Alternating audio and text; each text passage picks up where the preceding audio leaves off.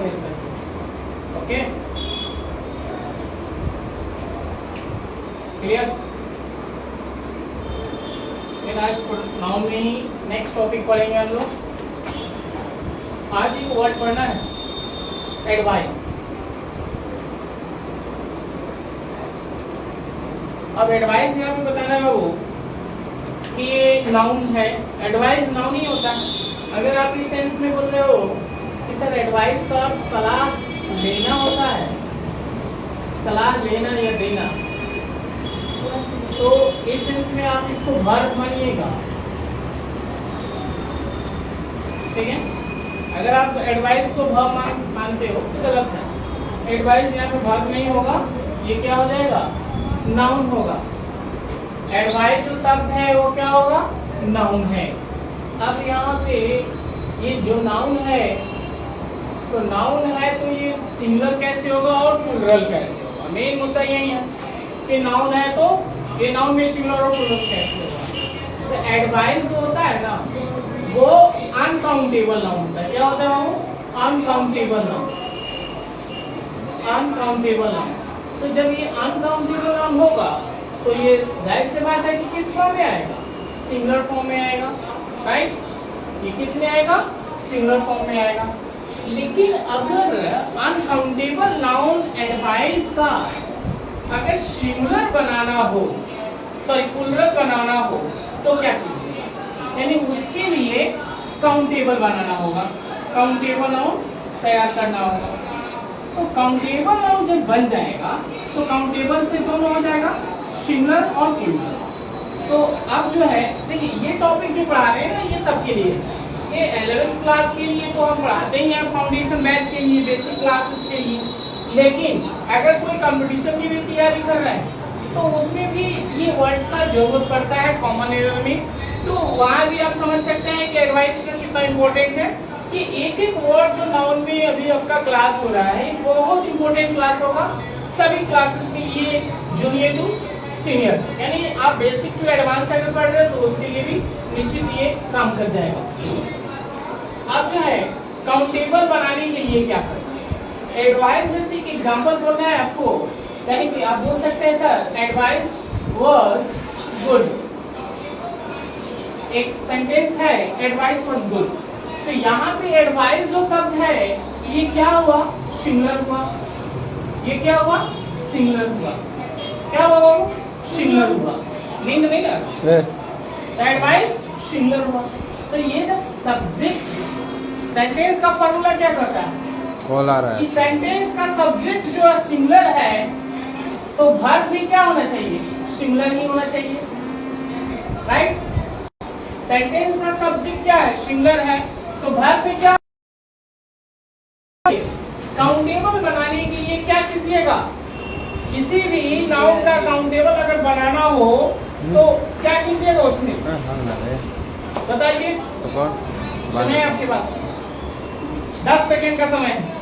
अगर एडवाइस शब्द का काउंटेबल बनाना हो तो क्या कीजिएगा, पीस का यूज कीजिएगा, पीस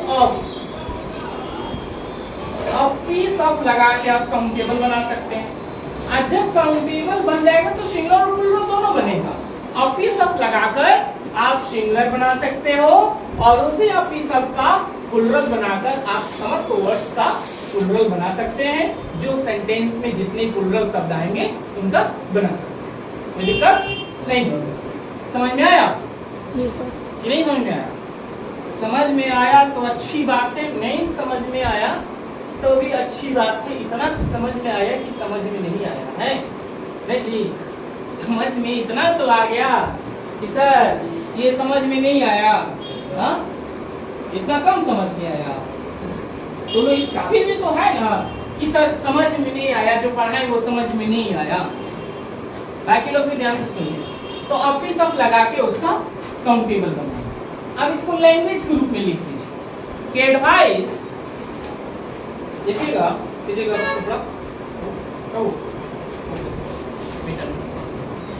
एक ही दिन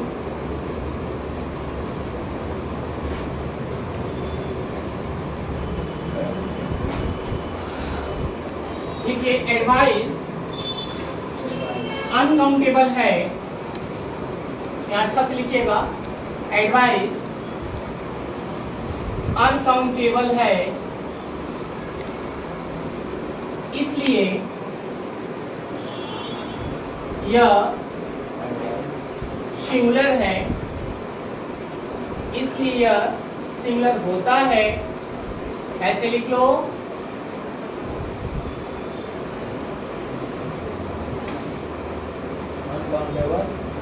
इसे काउंटेबल बनाने के लिए, इसे काउंटेबल बनाने के लिए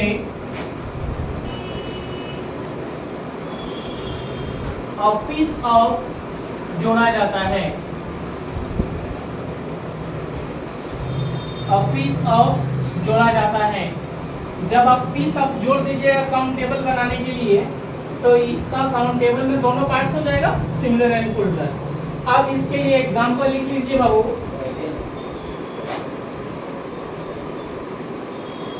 एडवाइस वाज गुड, अच्छी सलाह थी। यहाँ लिख लीजिए a piece of advice was good, और यहाँ लिख लीजिए many pieces। अब देखिए यहाँ प्लूरल हुआ, फिर इसको भी प्लूरल करना होगा, many pieces of advice। हाँ, एक और बात पे ध्यान रखेंगे, एडवाइस में एस नहीं लगाए, एडवाइस में एस लगाकर उसका प्लूरल नहीं बनेगा, समझे? इस बात पे गौर कीजिए, नहीं तो बकमूल की तरह कुछ एस लगा देना सब ना, उसके बाद जब एग्जाम देगा इसमें आएगा कॉमन लेवल में लगा देना एस, नंबर मिलेगा, अच्छा सा बड़ा सा लड्डू दिखेगा, ले चला मेरा। Many pieces of advice, work क्या लगा दीजिएगा, वर्क गुड। अब फिर यहाँ पे, अब यहाँ गलती से एस मत लगा देना सर यहाँ भी, तब इसका अर्थ बदल जाएगा, मीनिंग ही चेंज हो जाएगा। नोट कर लीजिए, लाइव जितने लोग हैं वो भी नोट कर ले अगर उनको आवश्यकता है इसका तो, और नए अपडेट्स के लिए हमेशा कांटेक्ट में रहें। मेरा आरके श्रीवास्तव इंग्लिश क्लासेस के नाम से जो चैनल चल रहा है उसको सब्सक्राइब करते रहें, उसमें नए नए अपडेट्स आपको मिलता रहेगा। बेसिक इंग्लिश क्लासेस का जो भी टॉपिक है वो सब टॉपिक आपको मिलता रहेगा। यदि करंट में किसी चीज की तैयारी कर रहे हैं, चाहे वो एनडीए का हो, बैंक का हो, किसी भी कॉम्पिटिटिव एग्जाम की तैयारी जो लोग कर रहे हैं, इस पेज से जुड़े, फेसबुक पेज से और यूट्यूब से भी जुड़ लें। उस पर भी शॉर्ट वीडियोस के माध्यम से या लाइव क्लासेस के माध्यम से आपको सब कुछ मिलता रहेगा। जितने भी अपडेट्स होगी सारा अपडेट्स मिलता रहेगा, बस आप थोड़ा सा मोटिवेट करते रहें, आपका सब काम नहीं करते, आसान करते हैं, बिल्कुल आसान। ठीक है, चमकता तो हर कोई जानता है, नहीं जानता तो सबको ये कि चमके, अगर सूरज की तरह चमकना है, चाहत तो सब किसी को है ना कि चमकना है। अगर सूरज की तरह चमकना चाहते हो तो सूरज की तरह तपना भी सीखो।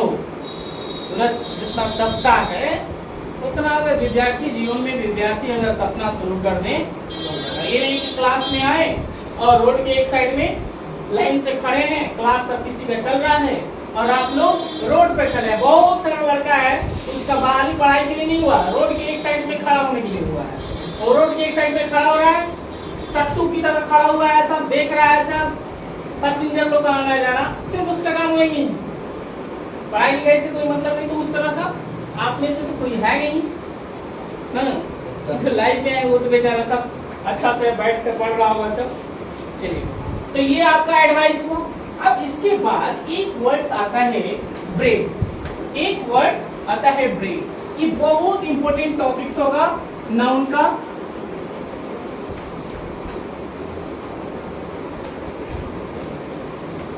कॉपी पेन लेकर बैठे जो लाइव में है वो, और बाकी आप लोग जो है आप नोट करते रहे एक चीज, बाद में अपना जाकर देखते रहिए, कुछ मिस्टेक कर जाए तो, राइट। अब एक शब्द आता है ब्रेड, ये तो आप जानते हैं ब्रेड क्या। अब ब्रेड ऐसे आप जानते हैं, लेकिन ब्रेड ये नहीं समझते हैं कि कभी फ्यूचर में हम लोग नाउन में पढ़ेंगे ब्रेड, और नाउन में इसका कौन सा चर्चा आता है, चर्चा होगी, ये नहीं पता था। लेकिन आज पता चल रहा है कि ब्रेड का भी पढ़ाई में, इंग्लिश ग्रामर में एक पॉइंट है, एक टॉपिक से है जिसको हम लोग को पढ़ना पड़ेगा। तो ब्रेड क्या है, ब्रेड भी क्या है, नाउन है, समझे, ये भी नाउन है। हेलो, ध्यान दीजिए, ब्रेड भी क्या है, नाउन है। अब यहाँ ब्रेड जो है नाउन तो है, लेकिन एक और क्वेश्चन पूछा जाएगा कि ब्रेड कौन सा नाउन है, तो क्या बताइएगा, अनकाउंटेबल बताइएगा। क्या, अनकाउंटेबल, क्योंकि जिनसे ये ब्रेड बनता है ना वो अनकाउंटेबल ही होता है। मान लीजिए कि ये ब्रेड बना वेट से, WHEAT, तो इसका क्या होगा, गेहूं ना, गेहूं हो गया। तो वो जो गेहूं शब्द जो है वेट, तो ये क्या, ये भी अनकाउंटेबल होगा, नहीं तो अनकाउंटेबल ये है, तो जाहिर सी बात है कि ब्रेड जो बना तो वो क्या हो जाएगा, अनकाउंटेबल। अच्छा, आप जैसे पढ़े हो कि नाउन 5 प्रकार के होता है, जिसमें एक और नाउन आता है मेटेरियल नाउन। तो कहीं मन में अगर ये ख्याल आए कि सर यहाँ अनकाउंटेबल लिख दिए हैं, लेकिन ब्रेड तो होता है मेटेरियल, तो चल भाई मेटेरियल आपका गलत हम नहीं करेंगे, सही ही है। लेकिन आपको अगर ये बोला जाए कि बताओ वेट क्या है, तो ये भी मेटेरियल नाउन है। तो मेटेरियल नाउन का अगर डिफाइन किया होगा तो तुमको समझ में आया होगा कि मेटेरियल नाउन क्या है। मेटेरियल नाउन क्या कहता है कि एक वस्तु से किसी दूसरे वस्तु का निर्माण हो जाए, एक वस्तु से किसी दूसरे वस्तु का निर्माण होना ही क्या कहलाता है, मेटेरियल नाउन कहलाता है। तो देख रहे हैं कि वेट से किस चीज का निर्माण हुआ, ब्रेड का ना, इसी का पहले फ्लोटर आया ना, तो इसके बाद आपका क्या आ गया, वो ब्रेड बना, मतलब उसी से ना, जड़ तो यही उसी के बाद है ना बनना। तो ब्रेड आपका अनकाउंटेबल हुआ, अनकाउंटेबल हुआ, राइट, यहाँ तक तो ठीक है, कोई दिक्कत नहीं। अब अनकाउंटेबल है तो इसका काउंटेबल बनाने के लिए क्या किया जाएगा। अब काउंटेबल बनाने के लिए आप यहाँ पे काउंटेबल अगर बनाना है तो इसके लिए क्या आप एस जोड़ दीजिएगा। ये ब्रेड जो शब्द है, ब्रेड लिखा गया है, तो क्या यहाँ पे एस जोड़ दीजिएगा तो ये प्लुरल बन जाएगा, नहीं, ये प्लुरल अगर ब्रेड्स कर रहे हैं। एग्जाम्पल में आप कहीं होटल वगैरह में जाते हैं तो आपको बोला है कि आई नीड सम ब्रेड्स, तो ऐसे अगर बोलते हैं ना तो ठीक है, होटल में लोग उतने पढ़े लिखे नहीं है तो आप बोल दिए ना, अच्छे से बोल दिए कि आई नीड सम ब्रेड्स, इसको इंग्लिश में नहीं समझा और कुछ समझ भी लिया तो ब्रेड्स, अगर वो समझे ब्रेड्स तो प्लुरल होगी ना, अगर वो भी गलती से समझ लिया, उसको भी कंसेप्ट अगर खतरनाक कंसेप्ट गलत कुछ मिल गया तो बोल सकता है।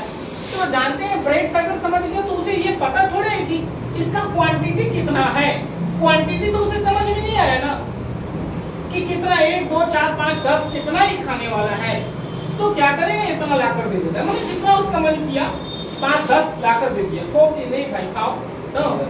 अब तुम जितना अपनी आवश्यकता तो बताना पड़ेगा ना, अपनी नीड तो बताना पड़ेगा कि मुझे 2 रोटी चाहिए या 4 चाहिए या 5 चाहिए, 1 ही चाहिए, ये तो आप बताइएगा। आप बोलिए I need some breads, I need some breads, तो ब्रेड्स यहाँ पे गलत हो जाएगा, ये सेंटेंस बिल्कुल गलत हो जाएगा। तो कॉमन एरर में आकर इससे एस लग जाने से ये ब्रेड गलत हो जाएगा, राइट, तो दिक्कत।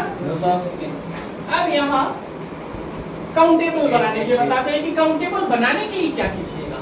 काउंटेबल बनाने के लिए आप लॉफ ऑफ का यूज कीजिएगा। क्या यूज कीजिएगा, लॉफ ऑफ, और लॉफ इसको बोलते हैं लॉफ ऑफ ब्रेड, आप ऐसे यूज कर सकते हैं लॉफ ऑफ, यानी इसका भी होता है एक टुकड़ा, रोटी का एक टुकड़ा होता है, ये आपका क्या बन गया, लॉफ ऑफ ब्रेड अनकाउंटेबल बना, और अनकाउंटेबल सॉरी काउंटेबल बना, और काउंटेबल में ये क्या बना, सिंगुलर बना, और फिर इसी का हम प्लुरल बनाएंगे तो यहाँ कर देंगे मेनी लोव्स, LOAVES, आपको ये कंसेप्ट जानते हैं ना। अब देखिए इसका भी प्लुरल बन गया ना, loaves of bread, loaves of bread, तो ये आपका काउंटेबल बना, ये दोनों मिलकर क्या बन गया, काउंटेबल, ठीक है, और काउंटेबल दोनों हो गया, सिंगुलर भी होता है और प्लुरल। एक बार बोलो तो काउंटेबल क्या क्या होता है, सिंगुलर और प्लुरल।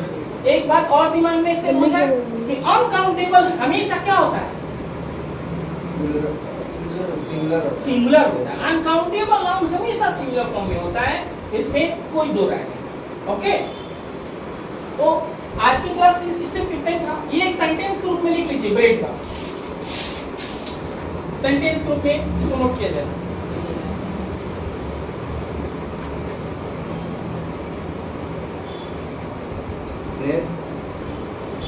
देखिए, ब्रेड भी अनकाउंटेबल होने के कारण ब्रेड भी किसी को दिक्कत लग रहा है? लाइव वाले पे किसी को दिक्कत लग रहा है कमेंट कर ले।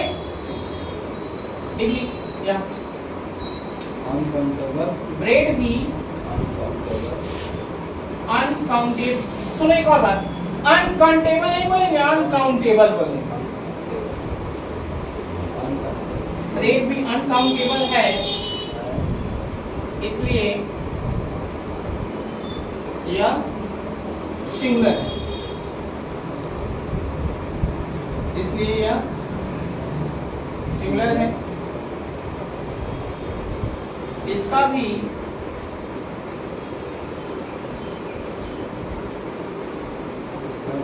नहीं, इसका काउंटेबल बनाने के लिए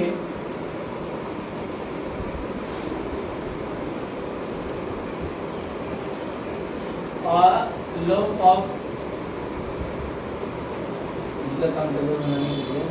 ऑफ जोड़ा जाता है, लॉफ ऑफ जोड़ा जाता है। ये नोट कर लीजिए, और नोट करने के बाद मैं एग्जांपल लिखाता हूँ उन नोट की।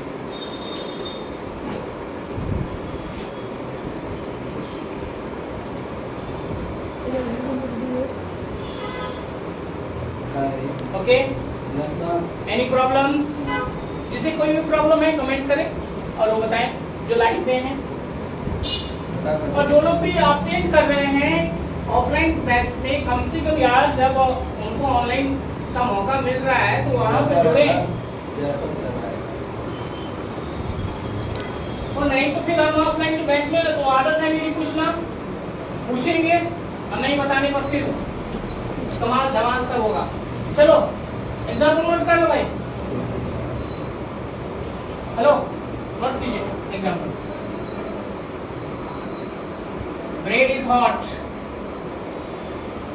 हॉट का ब्रेड को भी हॉट बना दिया आपने, घर में है ज्यादा काहे सोचता है सब। ब्रेड इज हॉट, यहाँ लिखिए a loaf of bread is hot, और यहाँ लिख लीजिए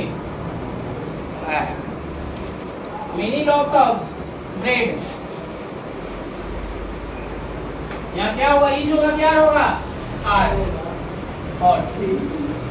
नोट कीजिए एग्जाम्पल को। ब्रेड इज हॉट,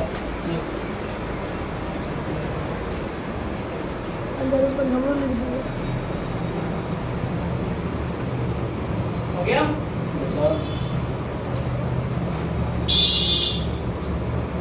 थोड़ा सा आप जो है कैमरा को स्ट्रेट रखेंगे, वीडियो ना हो, प्रॉब्लम होती होगी बहुत सारे लोगों को नोट करने में। और YouTube पे जो शॉर्ट वीडियो डाला जाता है उसमें डेली वर्ड्स का डाला जा रहा है, daily activity, daily use words जो डाला जा रहा है, सेंटेंसेस डाला जा रहा है, शॉर्ट मोटिवेशन डाला जा रहा है, उसको भी वॉच करते रहें, वो भी आपके कैरियर के लिए बहुत फायदेमंद है।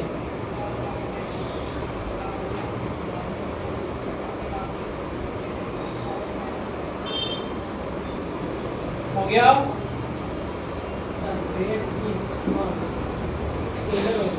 हाँ, नीचे क्या लिखा हुआ है? Bread is hot.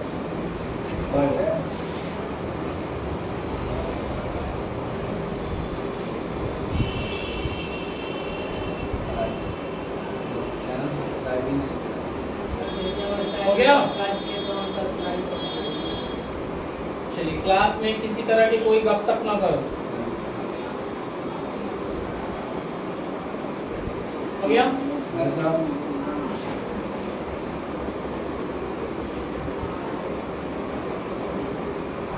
यार ये एग्जाम्पल लिखने में इतना टाइम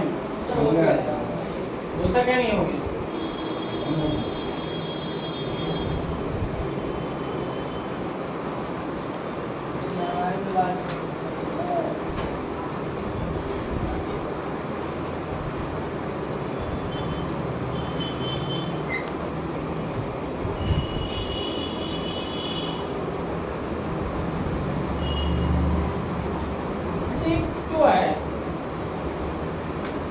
आप लोग को एक टॉपिक पढ़ा है, गुड मॉर्निंग गुड इवनिंग के यूज कहाँ होता है? चलिए नेक्स्ट पॉइंट हम लोग लिखेंगे नाउन का ही। यहाँ लिख लीजिए हेडलाइंस इसको बनाइए। ये एक नाम हम दे देते हैं gorgeous point of noun.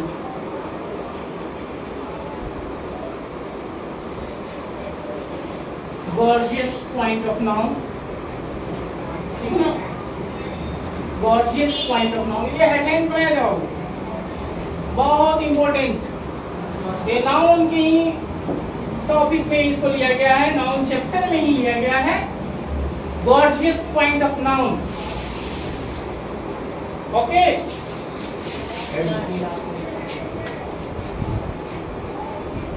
First rules लिखिए इसका। फर्स्ट रूल के बारे में समझिएगा।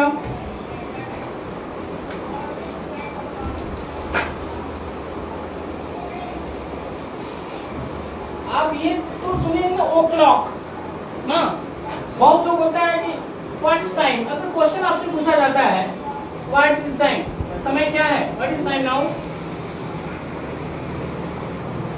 ये समय पूछा गया तो आंसर क्या देते हैं? बहुत लोग का आंसर ये होता है ना, it's 8 o'clock, it's 8 o'clock, right? 9 o'clock नहीं, 10 o'clock। तो देख लीजिए, ओ क्लॉक का यूज जो होता है ना, पक्के समय के लिए होता है। और राइट भी कर लीजिए, ओ क्लॉक का प्रयोग पक्के समय के लिए किया जाता है। एकदम एग्जैक्ट टाइम अगर बताना हो, पूरा टाइम हो रहा है 8 o'clock, 9 o'clock, 10 o'clock, 12 o'clock, जो भी, तो पक्के समय के लिए ओ क्लॉक का प्रयोग किया जाता है। राइट कीजिए, ओ क्लॉक का प्रयोग, नोट कीजिए, ओ क्लॉक का प्रयोग लिखना पड़ेगा, लिख लीजिए। ओ क्लॉक का प्रयोग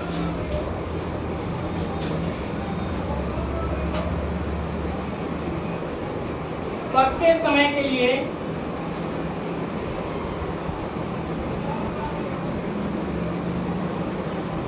किया जाता है।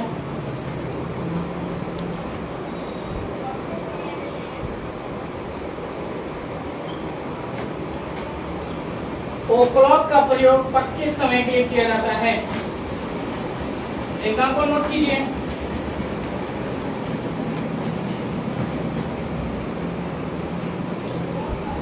she often comes to meet me, comes to meet, यहाँ लिखिएगा she often comes to meet, कहाँ पे? CONES लिखा है, at 9 o'clock। क्या होगा इसका मीनिंग? कि वो अक्सर मुझसे 9 बजे मिलने आती है ना, वो हमेशा मुझसे 9 बजे ही मिलने आती है ना। तो यहाँ पे 9 o'clock का यूज किसके लिए हुआ? पक्के समय के लिए हुआ है। और एक और मजे की बात यह है बाबू, कि जब भी ओ क्लॉक का यूज होता है ना, तो वहाँ प्रीपोजिशन एट का यूज होता है। जो भी तैयारी करने वाले स्टूडेंट्स हैं, उनको भी ध्यान में रखना होगा। क्या? Comes to meet at 9 o'clock। वो ध्यान देंगे कि जब भी ओ क्लॉक का यूज होगा ना, तो उसके पहले एट का ही यूज होता है, प्रीपोजिशन एट का प्रयोग होता है। एक एक बात पर ध्यान देंगे, तभी जाकर आप अपने मुकाम पे पहुंच सकते हैं, उसको पा सकते हैं। She often comes to meet at 9 o'clock.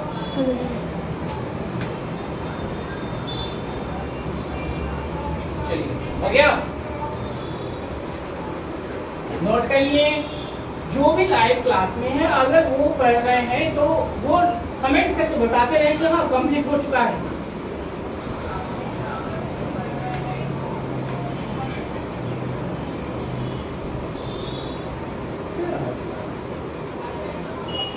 देखिए, अगर किसी की बुराई करने का शौक है ना, तो सबसे पहले वो खुद से शुरुआत करे। तो इसके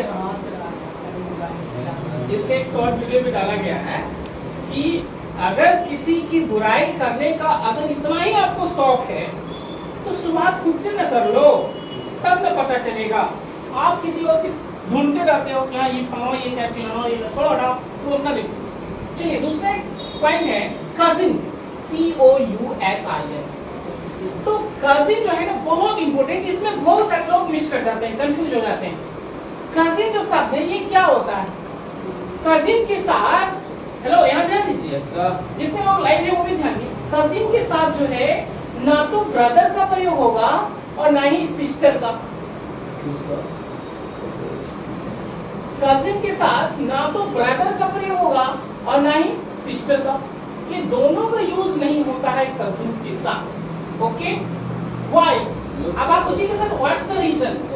तो रीजन ये है कि कजिन का मतलब ही होता है चचेरा, ममेरा, फुफेरा, और फुफेरी मम्मी का सब, चचेरी मम्मी का सब, ममेरी में, ठीक है ना? और लड़की को बोलते हैं कि जानते हैं सॉरी मेरी ममेरी बहन है ना, ममेरा कर सकते हो, ममेरा, ममेरी, फुफेरा, फुफेरी सब।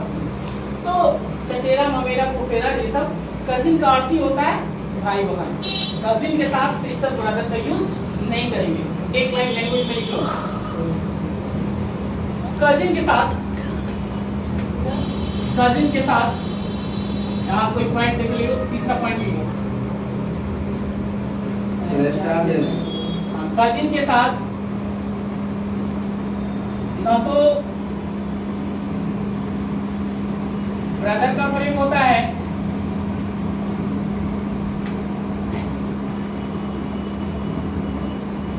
और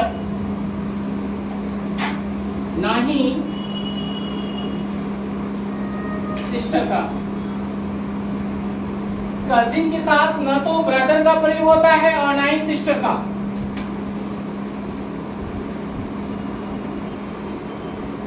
आप डायरेक्ट बोल सकते हो किसी को क्या, शी इज माई कजिन या ही इज माई कजिन। दो सेंटेंस यहाँ लिखेंगे,